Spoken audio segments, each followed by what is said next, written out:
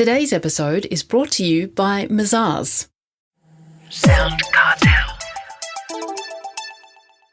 Okay, it's 2021. How's your social media strategy looking? Are you up to date with TikTok and Clubhouse? Do you need to be? And do you really know who's looking after your digital marketing? From SoundCartel, I'm Nicole Goodman, and this is Business Essentials Daily.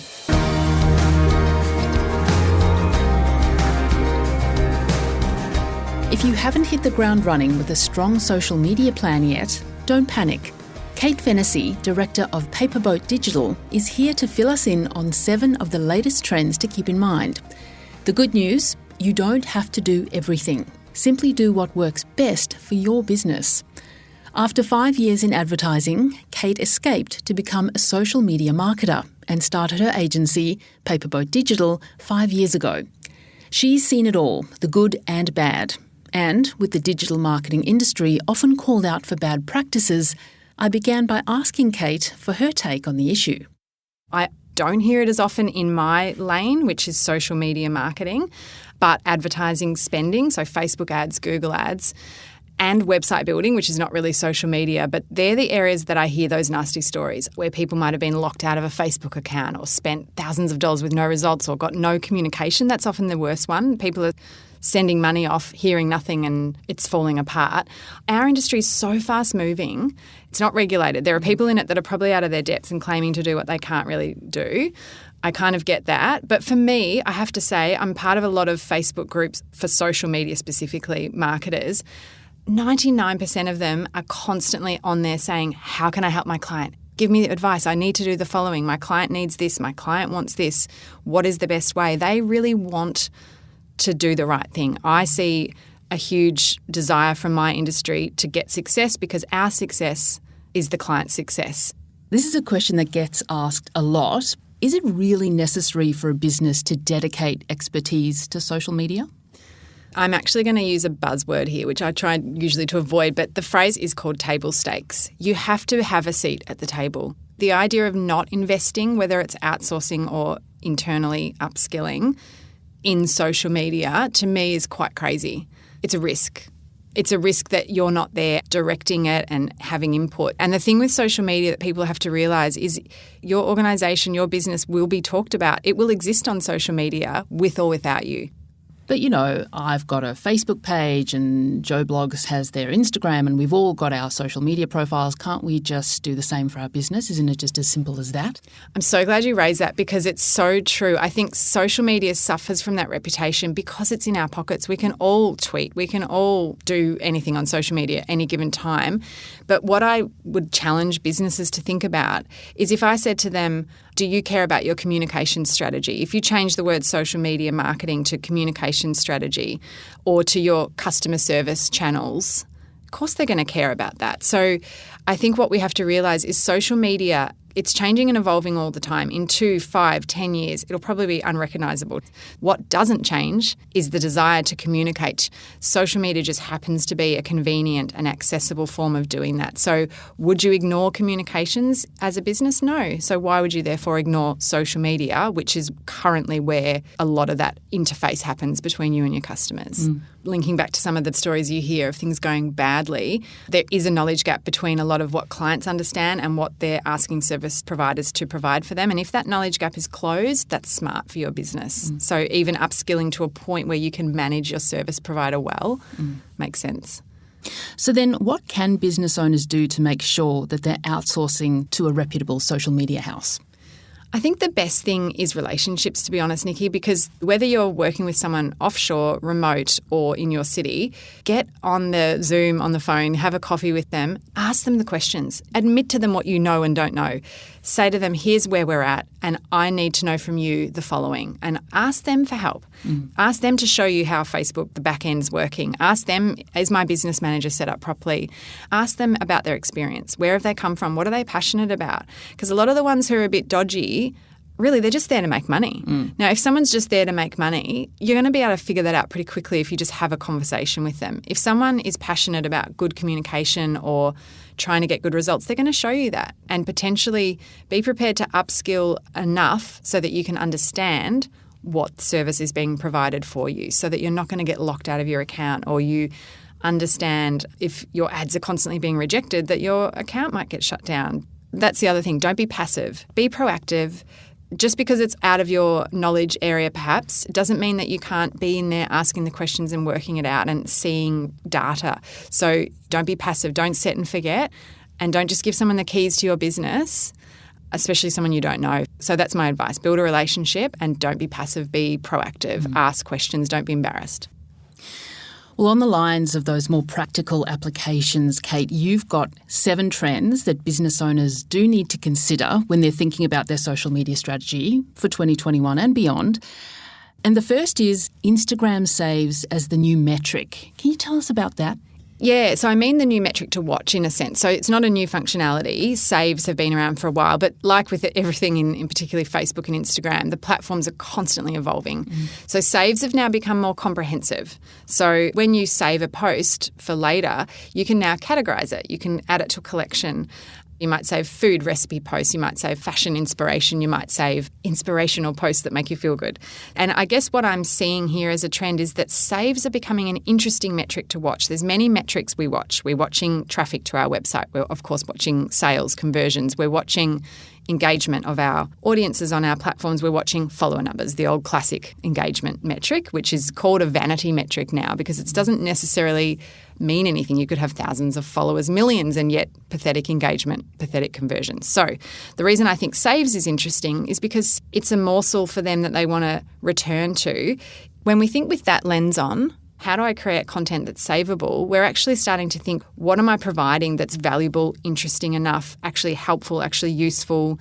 And I think that they're the connections you want on social media where people are connecting with your brand on a deeper level because you're being useful and helpful or motivational, inspiring, whatever it is. So I think saves are a really good way to look at content creation.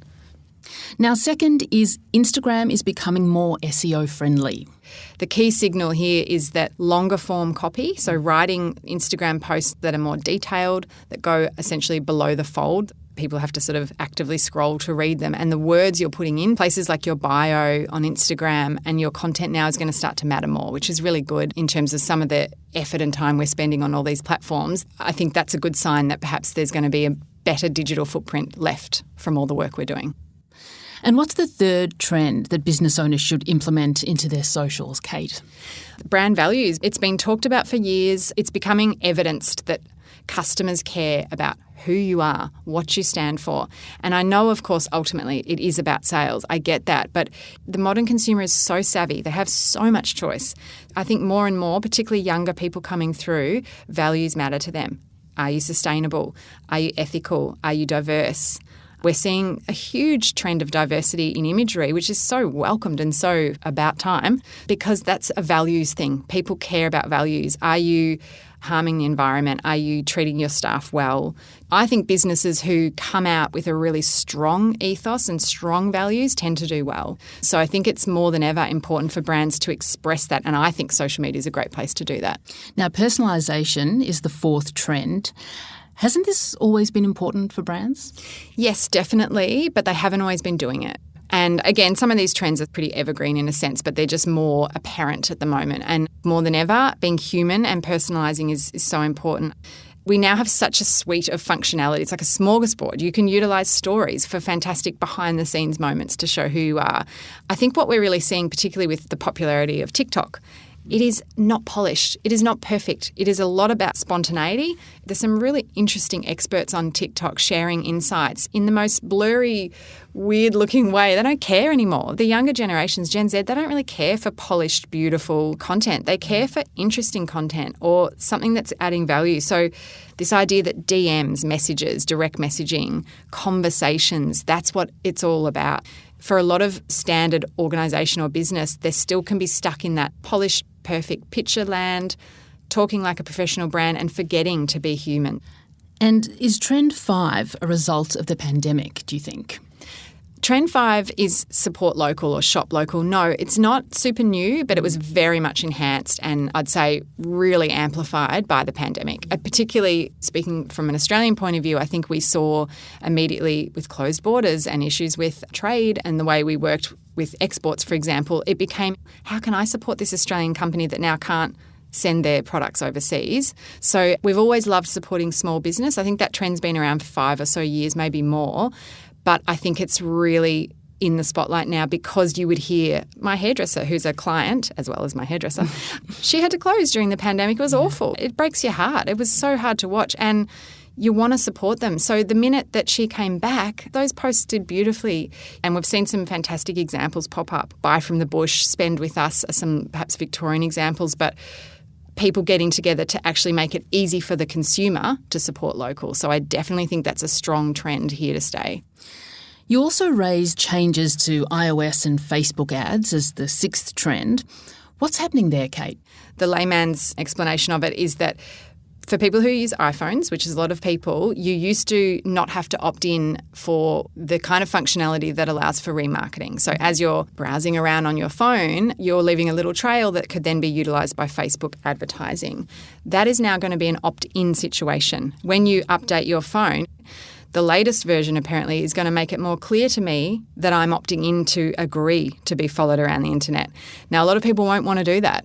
So it's going to mean that remarketing for Facebook mobile users on iPhones is going to be limited. Now, we don't know yet how limited, so that'll just be one to watch. And finally, new platforms and features continue to pop up all over the place, Clubhouse, TikTok. What's this trend for business owners to keep in mind this year? So my message would be keep an eye on the bubbling, changing landscape, but look at the broader trends and what it means. You don't have to be on every single thing. Some businesses are still having massive success by just pushing what works for them. They might be excellent at stories and they do that well and they just keep at it. A simple trend I've seen lately is a lot of people doing multiple image posts in Instagram, which means they're uploading text-based images and explaining something. So people are flicking through and reading, and some accounts are solely doing that and getting great success. So would I be saying to them, quick, rush onto TikTok and do 1 million reels? No, their strategy's working. What do all these trends mean? They're more authentic. Like I said, TikTok is less polished. It's spontaneous. We heard for years, live, everything's about live. TikTok is essentially got that live feel to it, that unedited, in-the-moment spontaneity. Clubhouse, it's live. It's absolutely intimate, actually, and it's pared back. It's vulnerable. It's an audio app where you're talking live as if you're calling up a radio station all at the one time. And, use the new features. Whenever Facebook and Instagram introduce new features, you kind of get rewarded in an algorithm sense for partaking. But I don't think we need to be a slave to it. Remember what you're trying to do. It's like a smorgasbord. Use what works for you and don't panic. A lot of people panic. Just remember, it's just communication. Choose the tools that work for you. Choose the pace, the cadence that works for you and go for it. But keep an eye on it. It's good to keep an eye on and see what's going on. TikTok's having a big cultural impact. There's such funny and clever content coming out of it. And I'm pretty excited to see what Clubhouse does as well. That was Paperboat Digital Director Kate Fennessy.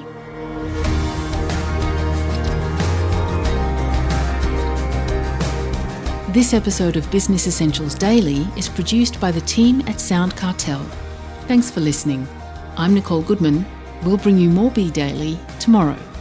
Follow at BE Daily Podcast across social media and head to bedaily.com.au for more from the Business Essentials Daily podcast. SoundCartel. This episode was brought to you by Mazars. To find out more, visit mazars.com.au. That's mazars.com.au.